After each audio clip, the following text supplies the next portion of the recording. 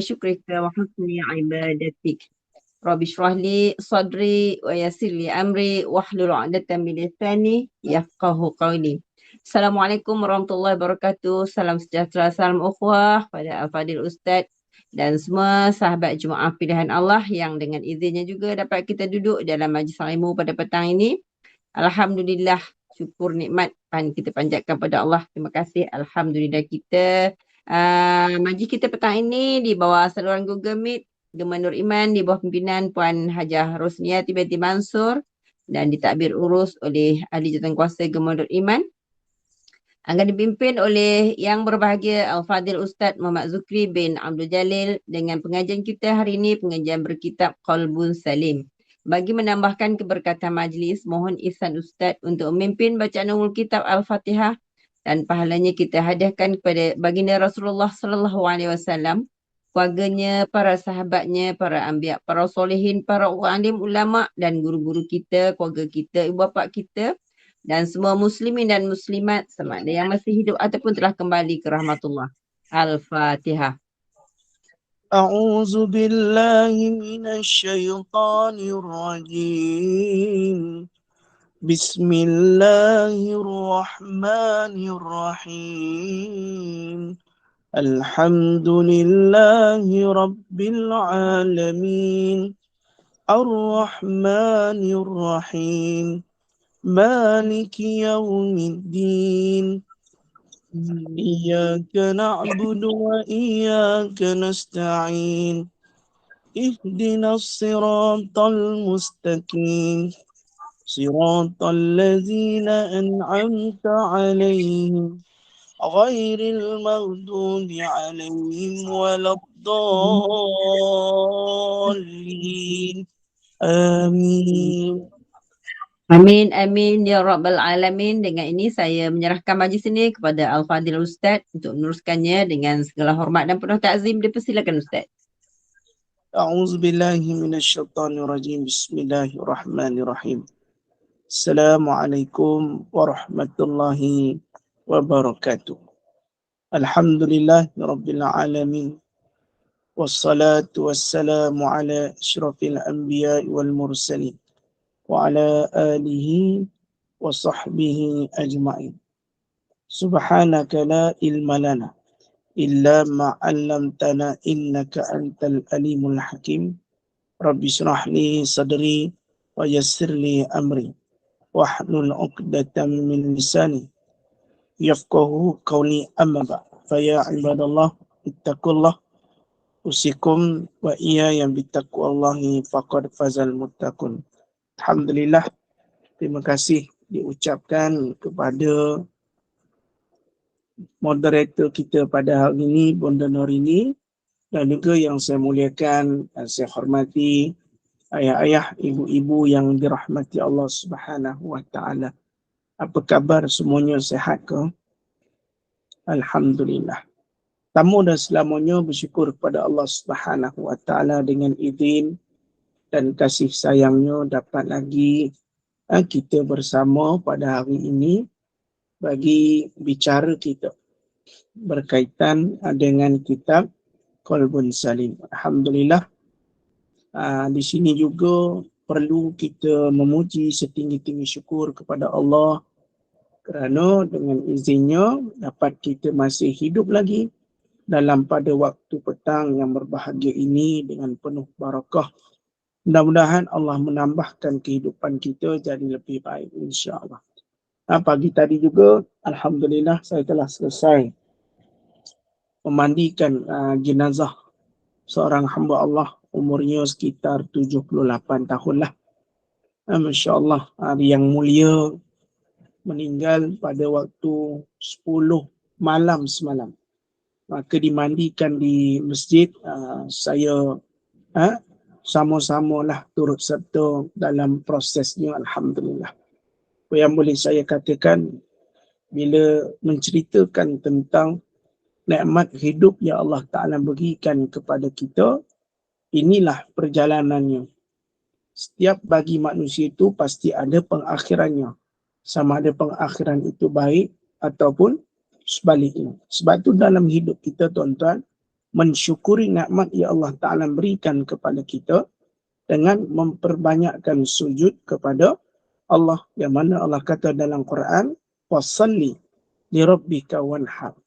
Wasalli, iaitu salatlah kerana Tuhanmu dan berkorbanlah ataupun sembelihlah. Makna di sini jelas sebagai nikmat Allah Ta'ala berikan kepada kita. Makna sembelihlah ataupun korbanlah ataupun salatlah.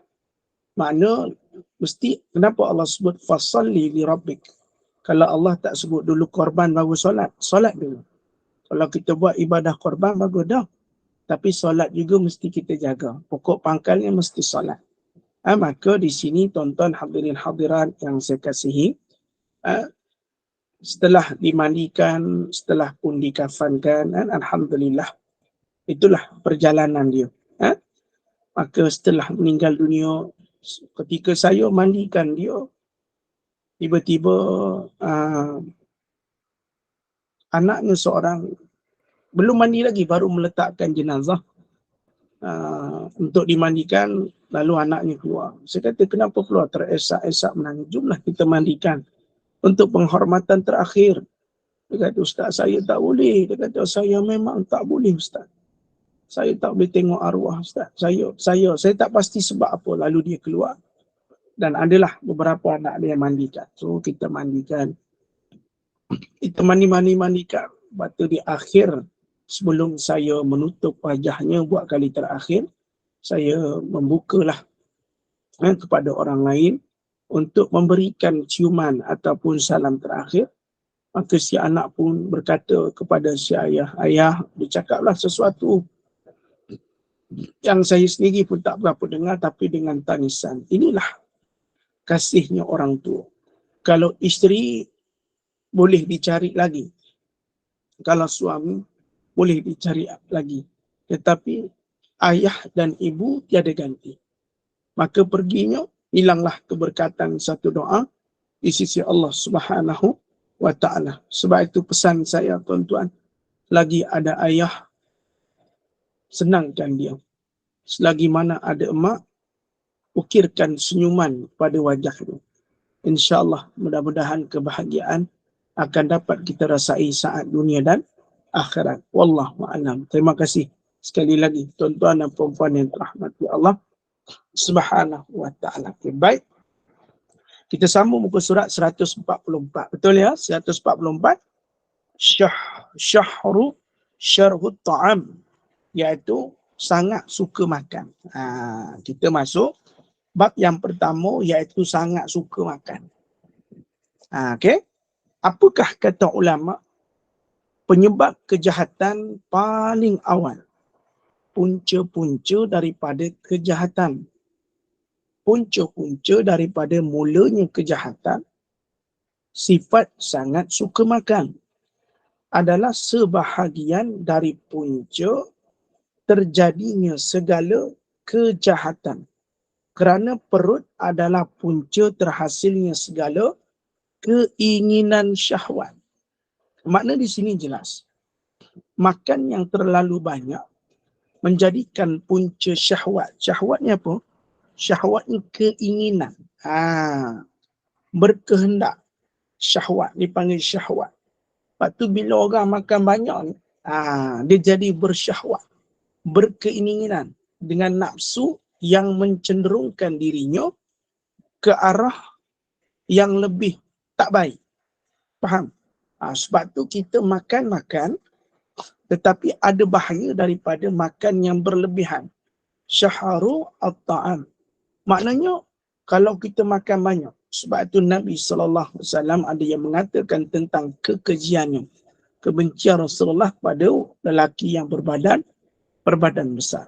Tuan-tuan doakan saya baru saja seminggu telah melaksanakan diet intermediate fasting. Cuba tengok wajahku yang semakin kerdil dan juga semakin cengkung, kan? InsyaAllah. Tentang mana di sini dicegah. Sebab tu Saidina Umar sangat mencegah pada orang yang perutnya ke hadapan. Sangat Dia kata sangat tidak baik kepada mereka yang perutnya ke hadapan, maknanya ke depan lah, maknanya menunjukkan kalau perut ke depan ni tuan-tuan, menunjukkan seseorang itu kuat makan. Ada orang kurus, dia kurus, dia kurus dekat luar, dekat tangan dia kurus, dekat muka dia kurus kan. Tapi dia punya perut naik. Maknanya perutnya itu tak jaga pemakanan daripada segi makanan. Mungkin dia makan banyak, tapi infectionnya hanya pada perut. Macam saya beza. Saya makan banyak. Infectionnya daripada hujung rambut sampai hujung kaki. Infectionnya. Ada orang infectionnya sikit je. Dekat perut je. Hak benda lain tak naik. Tapi bila perut tu naik, benda lain tak naik, dia nampak macam kurang cantik.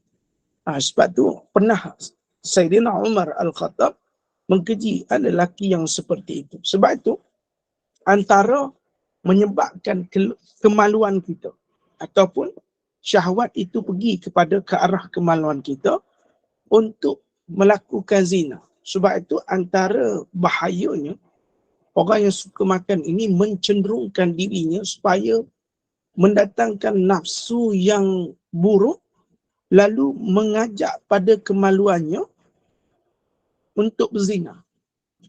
Ni antara punca kuat makan. Bukan tak boleh makan, tetapi kena berjaga-jaga. Sebab syahwat dan nafsu bila kontrol diri, dia akan mengajak kepada perkara di luar batasan. Seperti mana disebutkan ulama, keinginan, kemaluan untuk melakukan zina. Sebab tu Nabi kata, pada orang muda berkahwinlah. Kan? Sebab apa? Boleh jaga kemaluannya daripada berzina. Sebab tu perkahwinan ini juga kena tahu ya, bukan satu perkara hanya sekadar untuk berzina, untuk kita bersetubuh ataupun berjima, tetapi untuk beribadah, mendekatkan diri kita kepada Allah Subhanahu wa ta'ala. Syahwat ni bahaya. Sebab tu kalau kita makan banyak, keinginan kemaluan itu mencenderungkan diri kita kepada berzina. Kan? Ini antara perkara yang kita takuti kalau ia berlaku kepada kita. Maka kurang-kurangkan makan. Okey, apa kata ulama? Apabila nafsu makan dan nafsu untuk melakukan persetubuhan semakin kuat. Di sini, kalau dibacakan pada kitab ini, menunjukkan bahawasanya makan yang banyak menimbulkan nafsu keinginan untuk bersama. Ataupun nafsu seks. Boleh saya sebut lah. Keinginan nafsu seks itu lebih kuat sekiranya kita cenderung kepada makan yang berlebihan. Tuan-tuan. Sebab itu kata ulama, apabila nafsu makan semakin kuat dan juga nafsu untuk melakukan persetubuhan semakin kuat, ia akan membawa kepada keinginan untuk mendapatkan harta. Setelah ada dua tadi, dia akan keinginan untuk mendapatkan harta. Kerana kedua-dua keinginan tadi tidak mungkin dapat ditunaikan melainkan jika ada harta. Nampak tak? Daripada makanan tadi, keinginan untuk berzina dan kemudian keinginan untuk harta. Kenapa? Tak ada harta, tak boleh melaksanakan apa yang diinginkan tadi.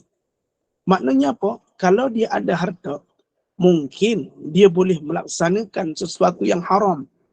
Seperti contoh, melanggan pelacur. Pelacur tahu pelacur? Tahu pelacur ya? Duit ada, pergi langgan pelacur, main pelacur. Sebab ada harta. Ada duit, pergi langgan. Tak mau kahwin dia. Tak mau kahwin dia. Masih lagi melacur.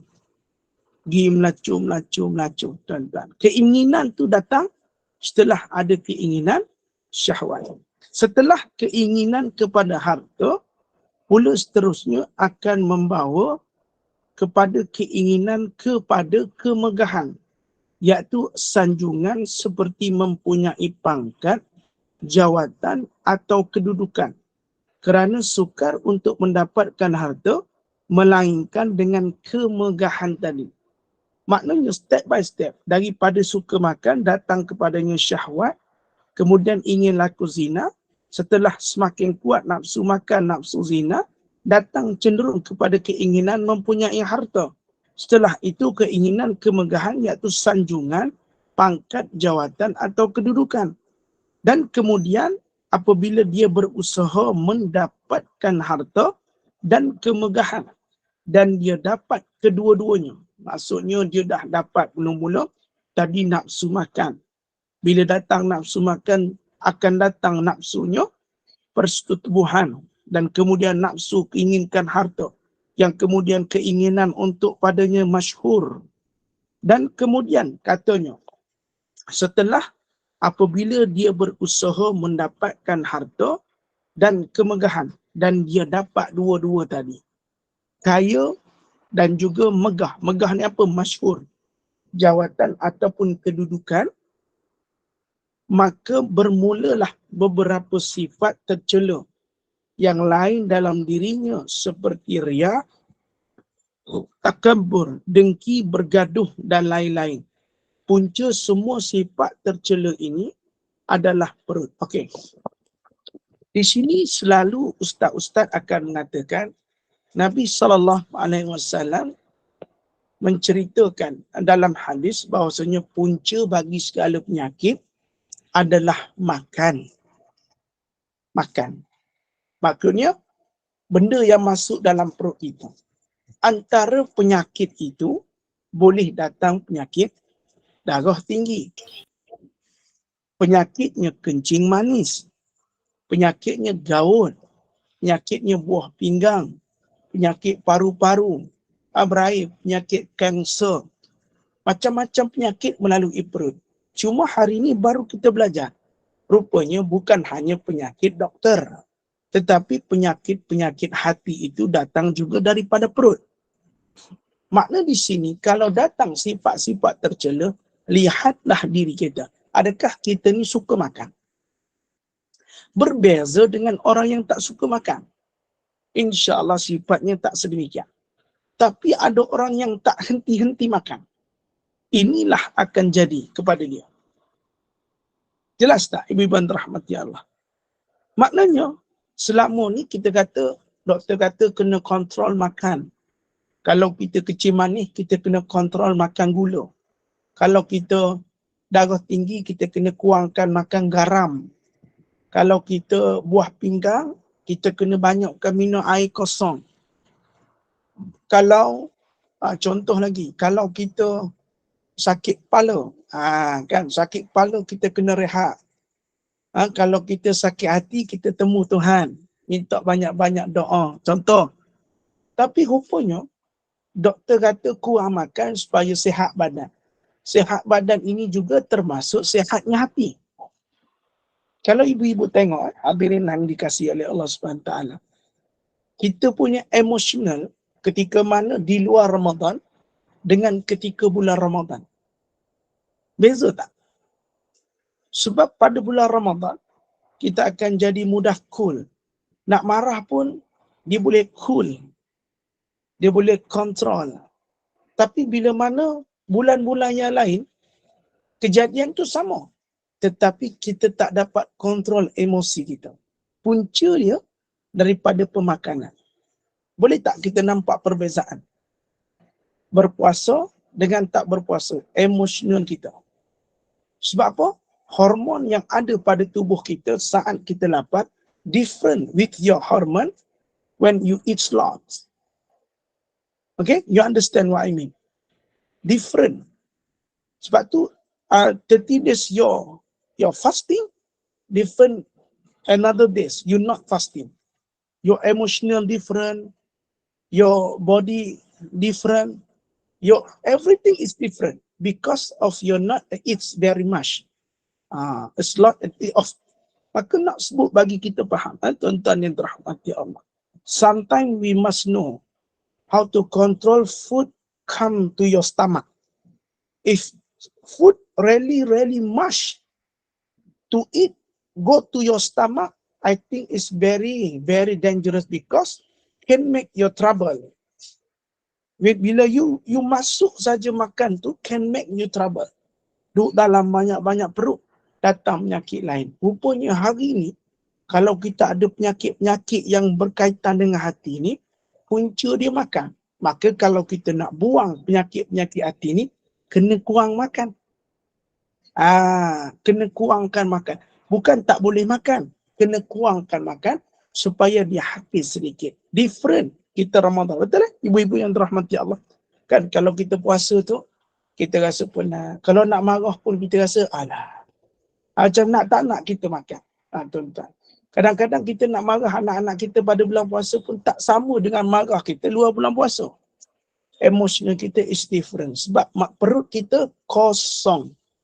Kosong.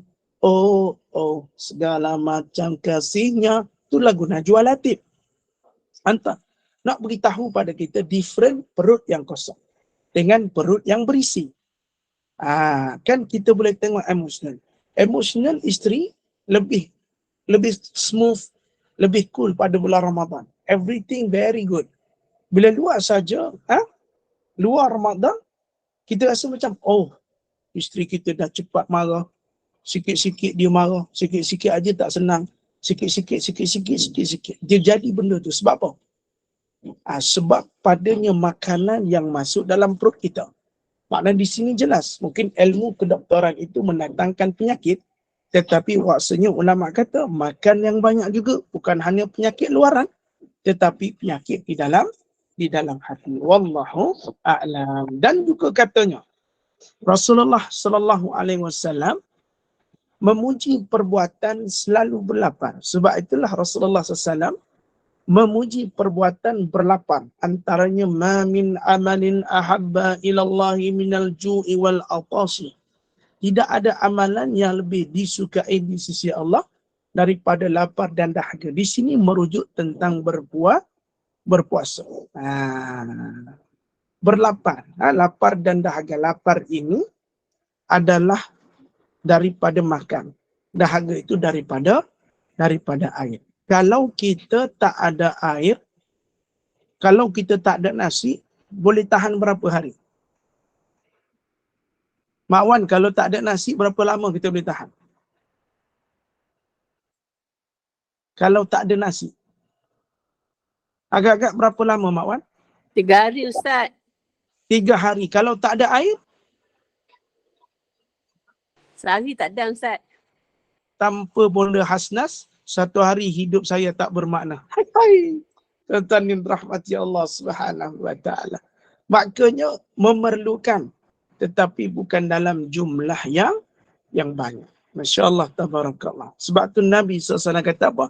Tidak ada amalan yang lebih disukai di sisi Allah daripada lapar dan dahaga. Disebutkan dalam kitab Mau'izah Hasanah, antara kubur-kubur yang berwarna, yang baunya amat wangi. Ditanyakan, apakah amalan engkau di saat kubur kau ni bau sangat wangi? Dia kata 2. Yang pertama, aku sering baca Quran. Yang kedua, aku sering berlapar dan dahaga. Rupanya aku berpuasa. Menyebabkan ia menjadikan kubur aku wangi. Bila berlapar, amalan-amalan kita lebih baik. Hilang sifat-sifat yang tidak baik. Ini orang yang kelebihannya lapar dan dahaga. Kita tak suka tentang lapar dahaga. Orang kalau masuk bulan puasa, ya Allah, bulan puasa lagi, aduh, kena tahan makan, kena tahan haus. Tak suka. Sedangkan Rasulullah suka berlapar, suka dahaga. Kita terbalik daripada Rasulullah. Kita lebih suka makan, kita lebih suka minum berbanding. Sebab tu ada orang saja datang pada bulan Ramadan, dia kata, aduh, dah datang dah bulan puasa, dia jadi tak suka. Tetapi kita bagi orang-orang yang faham agama, di saat datang Ramadan, seronoknya Ramadan. Rasa perut kita nak istirahat daripada sedikit makanan-makanan yang terlalu banyak. Allahumma salli ala Sayyidina Muhammad. Jelaslah ibadah rahmati Allah Subhanahu taala. Dan juga Rasulullah SAW bersabda, Sayyidul a'malil al-ju'. Penghulu segala amalan itu lapar. Walaupun apa yang disebutkan oleh ulama berkata bahawa tidak mempunyai asal hadis itu. Maksudnya apa?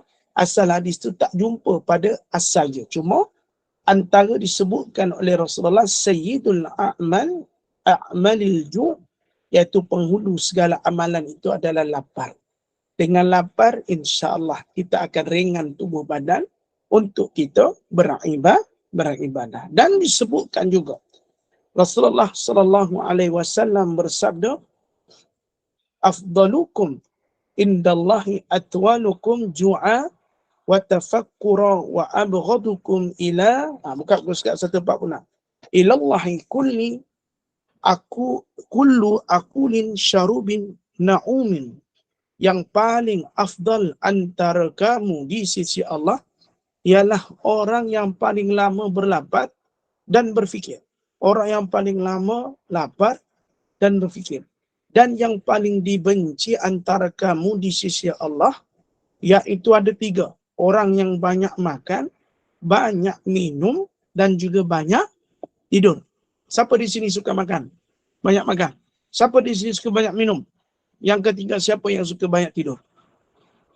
Kata ulama bukan 3. 1 pun ada tak bagus. Kata ulama bukan 3. 1 kalau ada pun tak bagus. Kalau ada 1 tak bagus. Hatta sekalipun 3. Kalau banyak makan, malas ibadah. Kalau banyak minum, buncit perutnya. Bila lari saja berjalan, kuluk. Dah macam lagu yang tu, dom, yes, yang gegar. Tuan. Dan juga banyak tidur. Banyak tidur ni, kata ulama apa? Punca ke hati. Makna 3, Ustaz, tak ada. Saya ada banyak tidur pun tak boleh. Banyak makan pun tak boleh. Banyak minum pun tak boleh. Tapi panas-panas ni kena minum air kosong. Banyak-banyak. Tapi minum air manis tak boleh. Punca penyakit. Tapi hak tu paling sedap bila panas. Hak tu paling sedap bila cuaca panas. Tapi antara 3 ni, salah satu jangan ada. Insya Allah. Dan berkata Rasulullah SAW, ma mala'a ibnu adama wi'aan syarra min batni hasba abna adama luqaimatun yukimna sulbah. Tidak ada suatu tempat yang lebih buruk yang diisi oleh anak Adam daripada mengisi perutnya. Kalau bahasa orang dulu, tidak adalah suatu tempat yang lebih buruk yang diisi oleh anak Adam daripada mengisi perutnya. Apa dia? Iaitu penuhi perutnya dengan makanan. Dulu arwah mak saya, dia kata kalau selalu makan, dia bahasa orang dulu ni boleh tahan. Tapi pedah dia. Kau ni kerja kau mengisi tembolok. Tembolok tu apa, Mak Wan? Mak Wan tadi dia buka speaker. Tembolok tu tekak. Anak tekak. Bukan nak tekak, tembolok tu tekak kita. Okay? Macam ayam ada tembolok tu. Itu Bila bahasa kita apa tu, Mak Wan? masuk dalam tu. Bahasa apa tu? Itu bahasa orang tua lah. Tembolok tu tekak lah. Tembolok dia. Arwah mak saya dulu lepas apa? Lepas perut sekolah dulu. Tembolok perut. Okey, lepas sekolah dulu. Bukan. Kalau kita tengok benda ayam tu, Ustaz, dia bila dia makan bergembol tu. Atau tembolok lah tu. Macam kita manusia ni, tembolok ni tekak lah. Oh, mengisi tokak kau je nak. Hari-hari mengisi je lah. Ayatnya begitulah. Kata mak saya dulu, jadi orang jangan asyik nak mengisi tembolok je. Kena pandai cari duit. Kena pandai rajin kerja. Sebab isteri ni dia suka rajin kerja. Mengisi tembolok aja tapi berat nak bekerja, tak tolong isteri, dia tak suka. Kata orang tua saya dulu. Dia kata jangan isi tembolok je. Sebab tu antara tempat yang lebih buruk yang diisi oleh anak Adam daripada mengisi perutnya adalah cukup untuk anak Adam itu dengan beberapa suapan yang membetulkan tulang belakangnya. Maksud membetulkan tulang belakang bukan makna kita betulkan. Makna kalau kita lapar. Kita lapar? Laparnya. Tapi bila kita makan sikit, dia jadi tegak. Kan? Dia jadi tegak. Makna tegak tu apa? Cukup memadai sekadar mempunyai tenaga. Cukup lah. Kalau nasi tu jangan sebumbung. Nasinya suku-suku. Makannya separuh-separuh, sikit-sikit. Jangan terlalu kenyang. Wallahu a'lam. Imam Ghazali menyebutkan hadis ini semua dalam kitabnya Al-Arba'in fi Usul Ad-Din. Dalam kitab Imam Ghazali. Riwayat Imam Ahmad, At-Tirmizi, An-Nasai, Ibnu Majah daripada Sayyidina Miqdad bin Ma'di, Imam Tirmizi mengatakan hadis ini hasan. Ada beberapa riwayat tentang keutamaan berlapar seperti yang dipraktikkan oleh Rasulullah dan para sahabat. Sebab itu kebanyakan di antara kita bila berpuasa, buka puasa makannya macam-macam. Tapi kenapa ada orang tanya waktu saya sendiri ketika mengajar kitab ni, ada orang tanya, Ustaz, macam mana Nabi boleh makan kurma sahaja? Para sahabat makan kurma setelahnya berbuka. Kita ni kalau makan kurma, cuba tanya Mak Wan lah. Mak Wan kalau buka puasa makan kurma saja, lepas tu pergi tarawih tak makan apa-apa. Mau kepala lutut tak bergerak, Mak Wan? Tengok keadaan sometimes okey boleh. I think not sometime. Every time. I think not sometime. Every time we cannot do that. Mata dia faham tak tuan-tuan? Kalau kita contoh, ada orang tanya, Ustaz, macam mana Nabi dengan para sahabat boleh makan kurma je ketika mana berpuasa? Dah lah berpuasa, lepas tu berperang. Bukaannya tu tak banyak. Sikit, betul-betul sikit. Kalau kita lah makan kurma aja, ada di sini makan kurma aja, lepas tu pergi tarawih. Kalau bonda moda, dia siap makan kek bakri dia tu. Mamasap. Siap masak dia punya daging kambing, mamasap. Itu kalau bonda moda. Kalau bonda Nori ni, Masya Allah, dengan spaghettinya. Dengan macam-macam lagi. Tuan-tuan, kenapa kita tak boleh? Sebab Rasulullah 11 bulan yang lalu, sebelum bertemu Ramadan, sering berlapar dan makannya dengan jumlah seperti itu. Keterbiasaan 11 bulan yang lalu. Kita 11 bulan yang lalu mana ada tak biasa makan. Makan aja kerja kita. Tiba-tiba buka puasa, sekali makan kita nak makan kurma. Tak boleh. Menggigil kepala lutut. Kepala semua menggigil. Bila nak solat tu tarawih, Allah. Menggiling. Sebab apa ni? Parkinson ke apa? Tak, kerana tak makan nasi. Tak boleh. Sebab tu Rasulullah adalah mereka yang suka berlapar. Setelah berlapar, makannya pula sedikit. 11 bulan telah terlatih. Maka saat Ramadan, setakat kurma je buka. No problem. Tak jadi masalah. Kalau kita tak boleh. 11 bulan kita dilatih dengan makan bermacam-macam. Sampai 1 bulan kita berhenti makan siang hari. Tiba-tiba waktu nak berbuka kita nak makan sedikit macam Rasulullah saja. Takkan terjadi kalau tidak terdidik 11 bulan yang lalu. Faham kenapa Rasulullah mampu, kita tak mampu. Dan berkata Sayyidina Aisyah, qala li Rasulillah SAW, zata yawm ya Aisyah, hal indakum syai'un? Qalat faqultu ya Rasulullah, ma indana syai'un, qala fa inni sha'imun. Rasulullah SAW bertanya kepadaku pada suatu hari. Aisyah kata, Nabi duk tanya dia, wahai Aisyah, adakah ada apa-apa di sisi kamu untuk dimakan? Aisyah berkata, wahai Rasulullah, tidak ada apa-apa di sisi kami sesuatu. Rasulullah SAW bersabda, jika begitu maka aku berpuasa. Ini riwayat banyak. Ketika itu Nabi SAW pulang ke rumah setelah salat subuh di masjid. Maka datang balik rumah, dia kata, wahai Aisyah, ada tak makan untuk apa-apa makanan untuk dimakan? Maka kata Aisyah, tak ada ya Rasulullah. Maka di sini kata Nabi, tak apalah aku berpuasa. Ini dalilnya puasa sunat. Puasa sunat itu boleh diniatkan setelah walaupun telah selesai solat subuh. Faham? Ini dalilnya. Maknanya kalau contoh ya, saya tak terlihat Kekanda Amnira pada hari ini. Manakah dia? Kekanda Amnira ada ke? Ada, Ustaz. Ada. Ada. Kita tak Saya ada. pemerhati je Masya Ustaz. Allah. Maaf. Gambarnya Masya Allah dah telah sama dengan kekanda Azrina. Mudah-mudahan Tolong doakan mudah-mudahan saya mengikuti kekanda saya. Amin. Barakallah. Jangan. Jangan ikut saya. Kena niat sunnah insyaAllah. Masya Allah. InsyaAllah. Ikutan mula-mula akan datang di sebaliknya niat yang baik insya-Allah. Mudah-mudahan istiqamah. Saya mulai besok juga ni pakai purdah. Insya-Allah. Insya-Allah. Amin. Istiqamah. Ustaz baik-baik Ustaz. Ustaz, kalau Ustaz pakai nanti orang panggil hantu kom-kom. Saya tukar nama Zukriyah. Dan saya akan mengajar kuliah petang fiqh manhaji bersama Ustaz Zukriyah. Namanya Zuriah. Zukriyah. Zuriah, bukan Zukriah, Zuriah. Sabar je Ustaz. Tak adalah Safizah nama Zukriyah kat Jannah Air esok.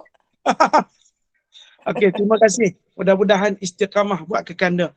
Mudah-mudahan, amin. Yang penting bersedia dalam melakukan perubahan yang kata pakaian ni pakaian orang yang teramat baik. Maka mudah-mudahan istiqamah, insya-Allah. Maka ini dalilnya.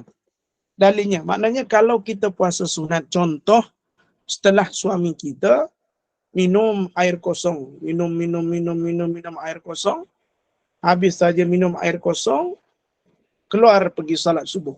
Tak niat puasa lagi. Tiba-tiba balik, wahai kekandaku, wahai dinda, ada tak makan? Abang lapar balik daripada kuliah subuh tadi. Masjid tak sedia nasi lemak. Maka dia kata, bang, minta maaf lah bang, kita tak ada apa-apa. Sebab kita tak ada beberapa duit lah bang nak minum. Maka kata suaminya, tak apalah, aku berpuasa. Boleh niat ketika itu. Itulah dalilnya. Itu dalil saat berpuasa sunat. Tetapi kalau wajib tak boleh. Faham? Puasa sunat tak apa. Sebelum zuhur pun boleh. Contohlah kan kita dah makan sebelum subuh. Tiba-tiba kita solat. Lepas solat, kita macam nak berehat tertidur dekat atas sejadah sampai 10 pagi. Contohlah, sebab keletihan. Kalau tidur lepas subuh memang fakir. Tetapi kalau mempunyai perlu, maka tidak akan fakir. Faham maksud saya? Macam ibu-ibu yang membuat persiapan untuk anak-anak sekolah. Bangun 4:30 pagi, bangun pukul 5 pagi, masak tuntang, mi goreng baling kat sebelah, roti bakar terbang belah kiri, semua dia buat. Dah hantar anak sekolah semua pukul 7 lebih, ngantuk. Boleh tidur? Boleh, kalau perlu. Sebenarnya tidur yang dibolehkan selepas subuh itu adalah setelah syuruk. Boleh? Tuan-tuan. Kalau kita rasa macam penat ke, setelah syuruk, kita boleh tidur. Tak fakir. Tadi Ustaz kata dah minum air kosong, boleh juga berniat puasa sunat. Ya, tapi syaratnya lepas subuh, Mak Wan. Sebelum minum subuh. Air kosong. Sebelum subuh. Sebelum subuh. Ingat tadi dengar Ustaz kata selepas subuh minum air kosong. Saya cakap tak, sebelum subuh, Mak Wan. Sebelum subuh boleh. Lepas subuh, Mak Wan melampau lah tu. Okeylah, salah dengar, sorry. Okey. Kalau sebelum subuh boleh. Minum air kosong ke macam roti. Tiba-tiba balik-balik macam nak puasa lah. Boleh niat terus. Tidak jadi masalah. Wallahu a'lam. Okey, baik. Makna di sini jelas. Yang apa yang dikatakan. Sebab tu kalau kita nak tidur lepas subuh, boleh. Contoh 6.45 ke 6.50. Contoh hari Sabtu dan Ahad. Kita kan anak-anak cuti sekolah baru nak rasa rest. Habis-habis tu, bangun-bangun pagi rasa macam nak tidur-tidur. Kalau ianya perlu tak apa. Cuma kalau menjadi tabiat, itu tak bagus. Walaupun tak ada yang penat, tetap juga nak tidur. Sebab jadi tabiat. Itu adalah menyebabkan kefakiran. Okey, baik. Dan Aisyah berkata, aku berkata, wahai Rasulullah, tidak ada apa-apa di sisi kami sesuatu. Maka Nabi pun kata, aku berpuasa. Untung dapat suami macam ni. Kalau suami zaman sekarang tak rupa Nabi. Balik-balik subuh, solat subuh. Yang ada tak makanan? Lapar ni daripada tadi. Lepas kuliah tu ingat ada nak makan. Rupanya kedai nasi lemak tutup. Ada apa-apa nak makan tak? Tak adalah bang. Saya ingat abang tadi makan kat luar. Apa kenalah kau ni bini aku ni? Kau buat apa kat rumah? Membongak air. Tak boleh masak. Suami seorang pun tak boleh bagi makan. Ini zamannya realiti kan. Tak boleh seorang suami tu kena sabar. Balik-balik kena jadi macam Nabi. Apa yang? Tak ada makan. Tuan-tuan rahmati Allah. Tak ada makanan, tak apa. Saya puasa. Ini ciri-ciri suami yang bagus. Ini ciri yang bagus. Maknanya tak apalah Ustaz. Tak apalah sayang, abang makan. Kalau sayang tak sempat masak, kita beli kat luar lah. Ada kedai nasi lemak Mak Bibah tu. Cik Bibah tu rasa macam sedap. Lauk paru dia kita beli kat luar je. Ini suami yang bagus tuan-tuan. Ada suami lagu ni bagus. Tak percaya tanya Mak Wan. Mak Wan cerita dengan saya. InsyaAllah. Tuan-tuan dirahmati Allah. Okay, baik. Marvelous. Baik, kita teruskan. Yang kedua daripada Sayyidina Aisyah berkata, Mas syabi'a Rasulullah SAW salasata ayamin tiba'a min khubuzi burrin hatta madani sabili. Rasulullah tidak berasa kenyang selama 3 hari. Ini ada dalam kitab Asam Garam rumah tangga Rasulullah SAW. Rasulullah tidak berasa selama 3 hari. Baginda hanya cukup dengan roti daripada gandum biasa, bukan dari jenis mahal, sehingga boleh untuk melakukan aktiviti. Nabi tak pernah kenyang selama 3 hari. Sahabat makan berat 6 hari 1 kali. Kita makan berat 1 hari 4 kali. Kan beza kita dengan Rasulullah dengan sahabat. Sebab tu tubuh sahabat dan Rasulullah. Sahabat solat sunat ribuan rakaat. Kita solat sunat 12 rakaat pun tak belum lagi qabliyah ba'diyah. Sebab apa? Punjanya makan. Makan lebih itu akibat dia. Macam tu. Keterbiasaan makan banyak. Sebab tu Nabi sendiri tak pernah kenyang. Bukan tak makan tapi tak pernah kenyang. Beza tak kenyang dengan tak pernah makan.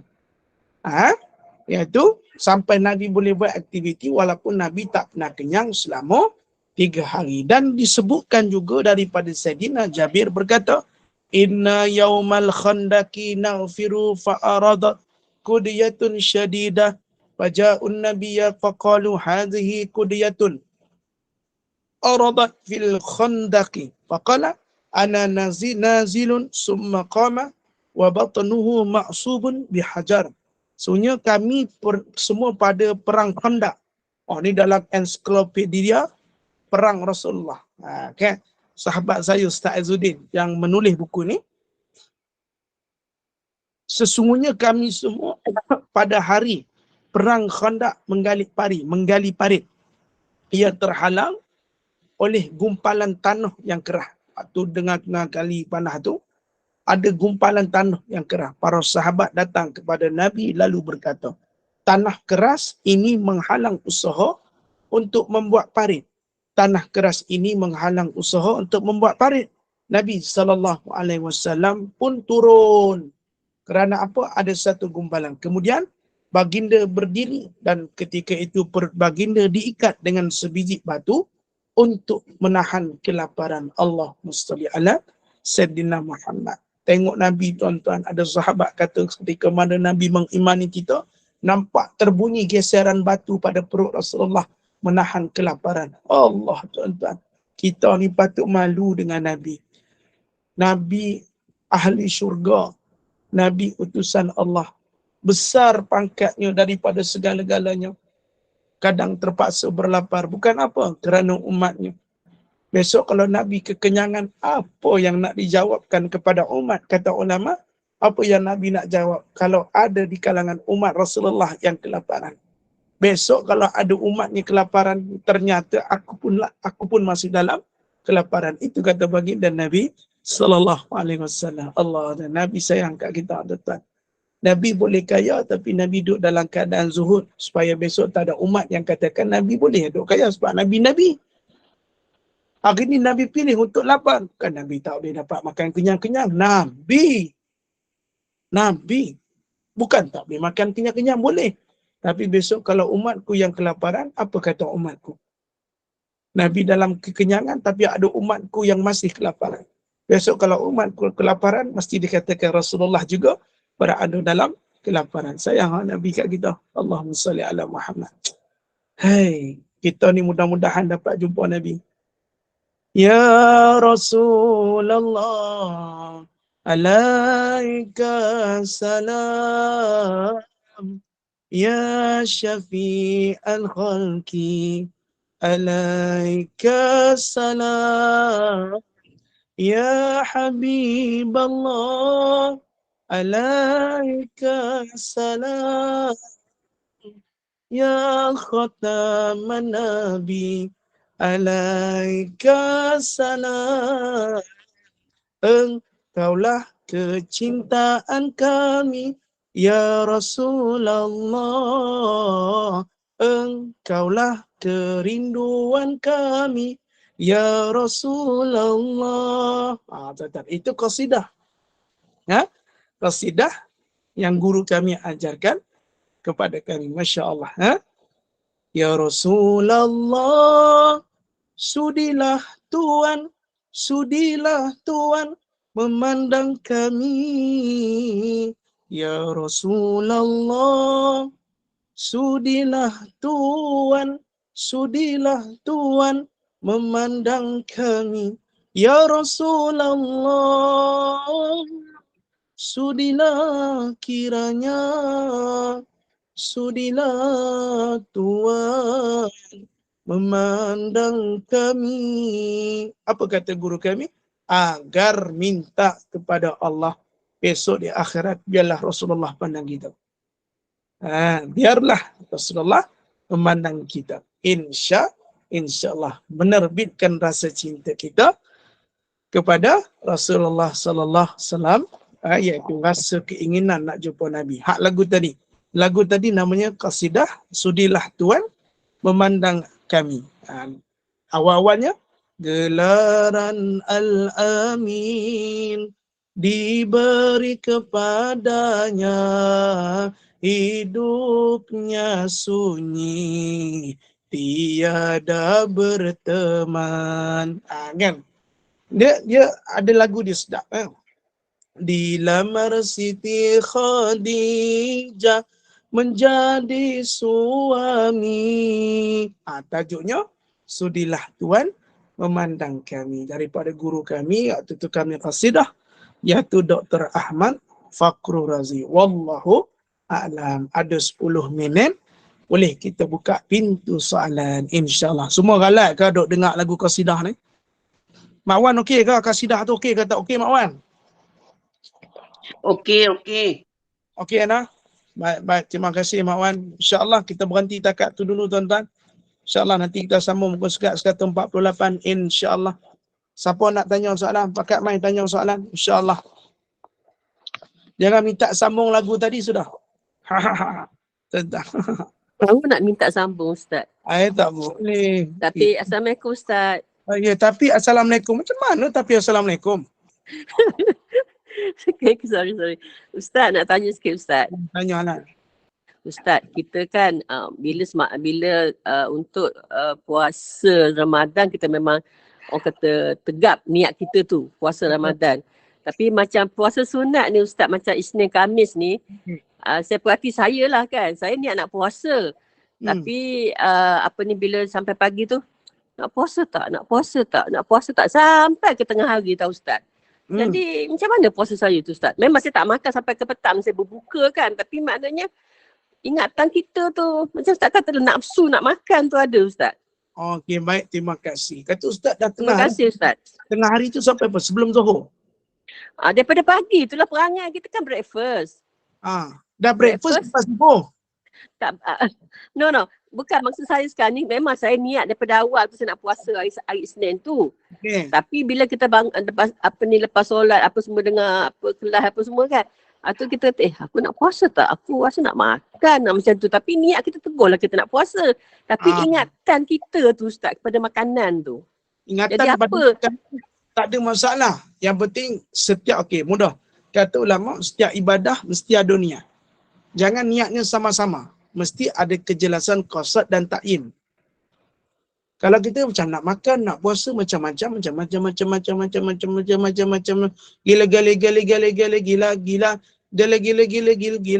Macam lagu Hindustan tu kan? Tuan-tuan. Itrik Roshan. Best tengok Itrik Roshan. Kadang sama-sama. Niat yang sama-sama ni tak boleh. दिल ने ये कहा है दिल से मोहब्बत हो गई है तुमसे मेरी जान मेरे दिलबर मेरा एतबार कर लो. Tu lagi Nustan. Maknanya tak boleh sama-sama. Qasad ta'yin. Mesti sama-sama tak boleh. Aku nak makan ke nak puasa? Aku nak makan ke nak puasa? Aku nak makan nak puasa. Tak boleh. तुम कहतो को चंद तारो तुमोर लाऊंगा मैं इन खताओं को इन हवाओं को मोर लाऊंगा मैं दुनिया से तुझे चुरा लो. Okey, cukup. Maknanya yang itu dimaksudkan mesti ada qasad dan ta'yin. Kalau sama-sama itu tak jelas pada niatnya, maka itu belum lagi bermula puasa. Wallahu a'lam. Okey, baik. Terima kasih. Saya boleh lagu-lagu. Terima kasih Ustaz. Sama. Terima kasih Bunda Hasna. Alah, Gandam Nira pun dia tahu cerita apa. Darkan. Darkan lah Ustaz. Ya, Darkan. Itu favourite saya tu. Ya, Masya Allah. Ustaz, favourite saya juga tu Ustaz, lagu tu. Sebab tu saya nyanyikan untuk Bunda Hasna. Saya tahu Bunda Hasna suka lagu tu. InsyaAllah. Baik, tak ada? Assalamualaikum Ustaz. Ya, saya. Siapa ni nama mak? Mak suka lagu Hindustan apa saya nyanyi? Saya suka Sanggam. Apa pula mak? Yang masak sup tu ke? Ustaz, saya nak tanya sikit lah Ustaz. Saya buat puasa sunat, tapi saya leka-leka buat kerja apa semua, saya terlupa, saya termakan. Dah makan tu baru teringat saya puasa. Tu macam mana Ustaz? Perlu pun tak apa. Boleh diteruskan puasa. Walaupun puasa sunat.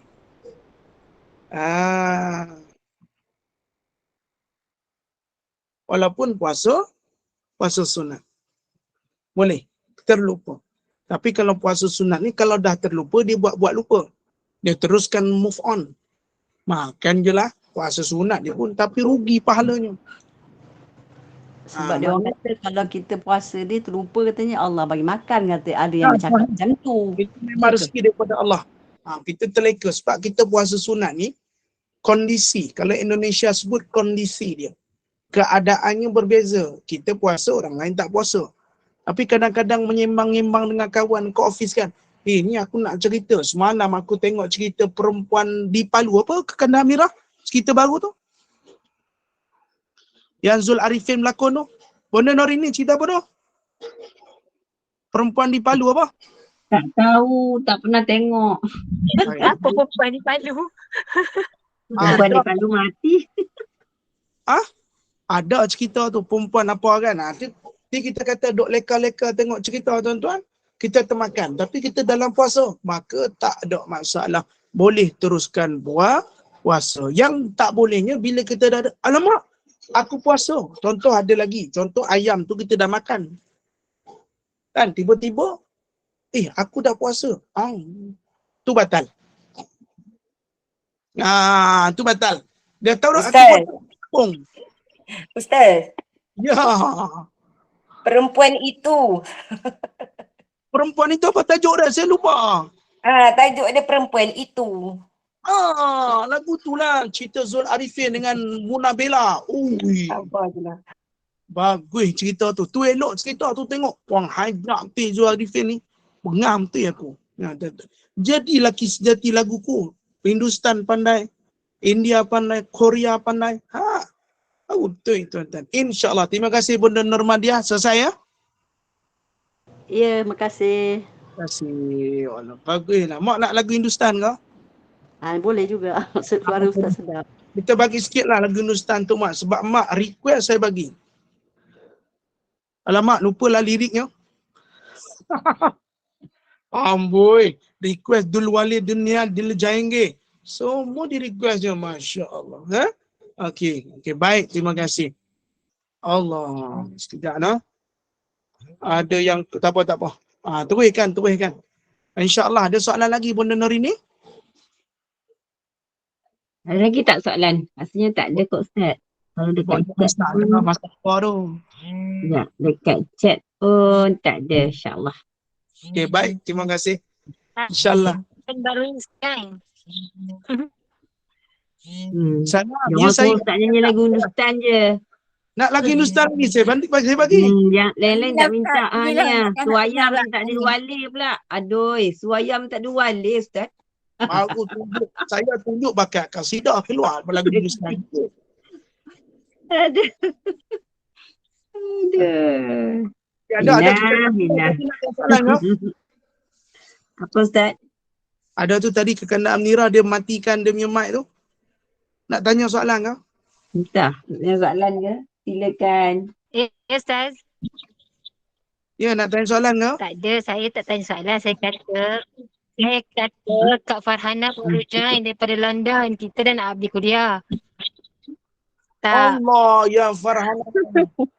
Every Alhamdulillah. time you're looking for the something, there I will be to know without you. And you know that much better.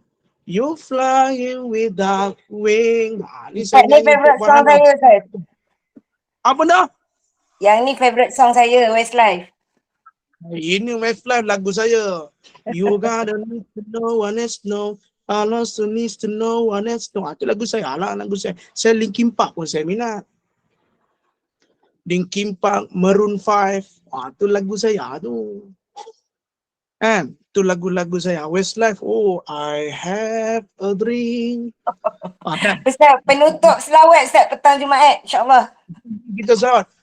Allahumma salli ala Sayyidina Muhammad. Allahumma salli ala Sayyidina Muhammad. Allahumma salli ala Sayyidina Muhammad. Sekali lagi. Allahumma salli ala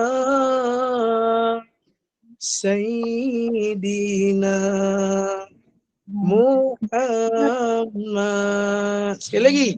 Allahumma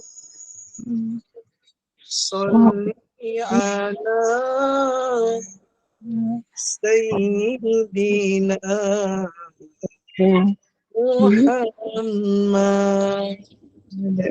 Ini semua mudah-mudahan kita berada dalam kasih sayang Allah SWT. Mungkin saya insyaAllah kita minta Bunda Norini tutup dan saya nak kena ambil anak dari sekolah. Jap. Sempat lagi insyaAllah. Tak Alhamdulillah. Ustaz bacalah tasbih kafarah dengan al-as sekejap je. Ada orang call mentah. Tutuplah, saya tutup nak tolong habiskan insyaAllah. Okey. Ya Allah. Tengok dia dah suruh tutup. Alhamdulillah, syukur pada Allah kuliah asal kita berjalan lancar dengan kaum muslimin. Sangat suka makan ya Allah. At-ta'am punca segala